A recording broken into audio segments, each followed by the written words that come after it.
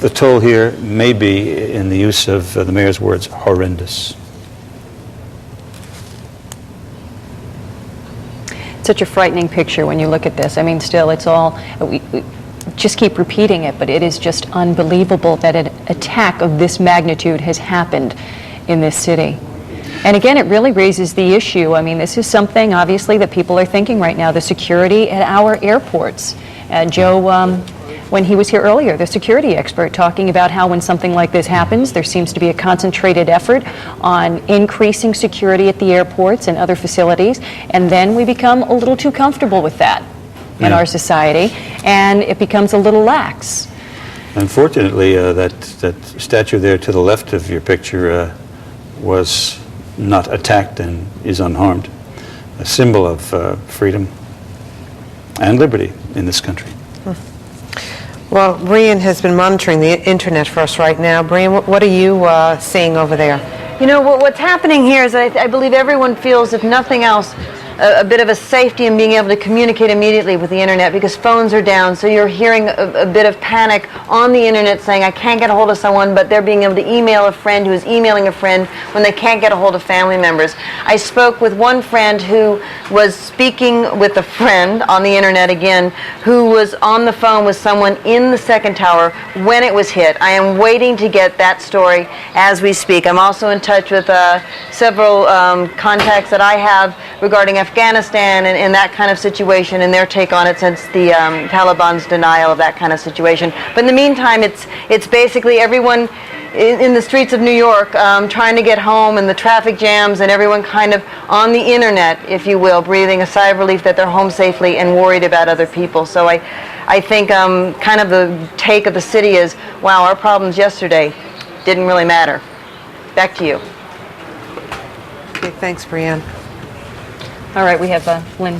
I'm back up, and I'm filling in for Jim because Jim has been up here all morning. So I've just been downstairs, just watching our air, watching what is going on. You still can't comprehend it, right? And when the video was shown of that smoke just coming through, I'm looking at people downstairs that we work with who just, their eyes just filled with tears. I mean, this is one of the most dramatic things that I have ever seen happen in the 20-some odd years I have been in broadcasting. I think it would be Baseball has canceled its schedule today. The UN and the City Hall have been evacuated. The mayor... Scenes that we have not yet had an opportunity. Being in any more danger never crossed my mind. And then, Bill, you said it wasn't... I guess something fell and just hit and just blew out the plaza we were on. What happened then? What was it? Well, it was complete dark. There is no light. So, thank God somebody with little light came up, because we couldn't even see what's happening. We all, with dust and debris and. How'd you get out?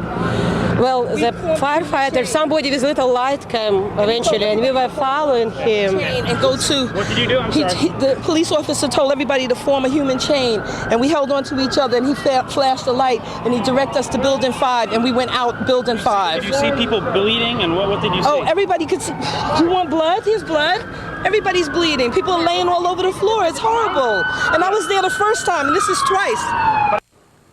One man said he was walking by and saw bodies laying as he was trying to walk out of the World Trade Center. And when this happened, people were so desperate, such times of desperation, that moment, one girl bleeding with dust all over her, bleeding from head to toe, ran into our live van to take cover. Police walking by now with water and masks, trying to give them to as many people as they can, because again, it is hard to breathe out here at times.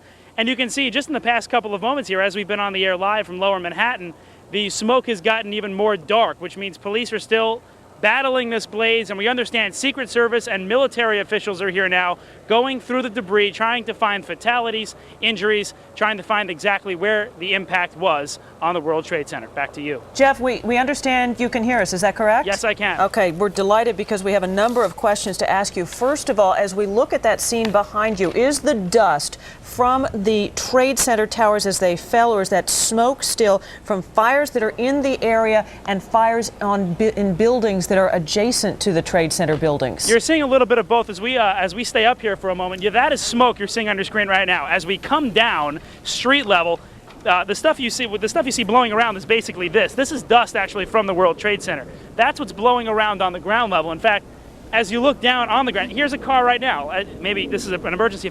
You can see the dust on it.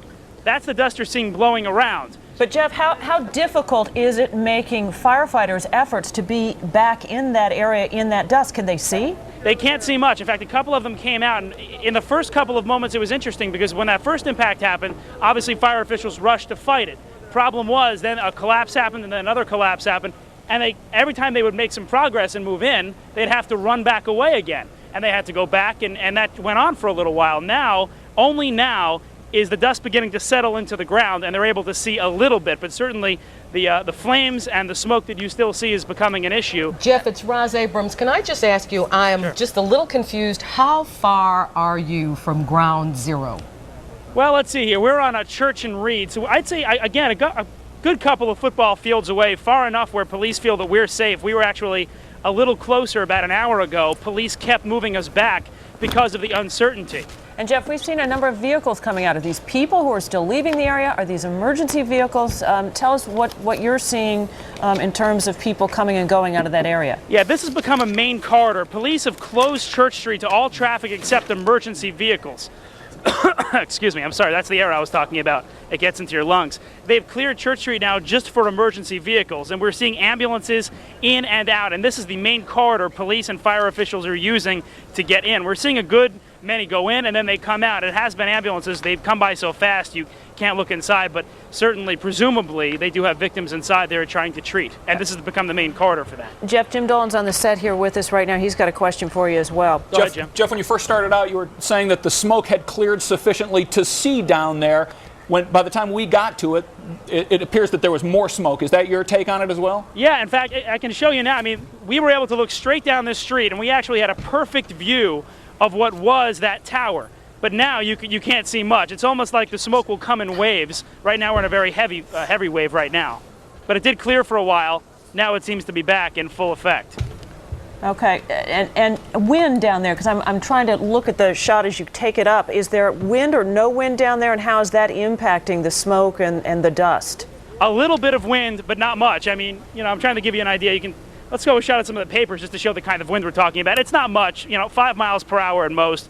Wind doesn't appear to be a huge factor right now, but the wind is blowing a little bit, and it's blowing the flames around. It's getting even worse as we talk here. Okay. I can't imagine how they would see down there. And Jeff, is it safe to say pretty much everybody is out of that area right now except for essential personnel? Yeah, they've made sure of that. They have made sure of that. In fact, we saw it's come down a little bit now. In fact, as we come to the right here, Tide, you can see the military personnel. This is the Marines right here, and they're around. They have been doing their best. You can see all the emergency officials working together to get everyone out of the area. Police were escorting people. In fact, they had a couple of school buses, and they even had a city bus earlier going in, taking people out, because obviously you have people that want to see what's going on, but it's certainly dangerous.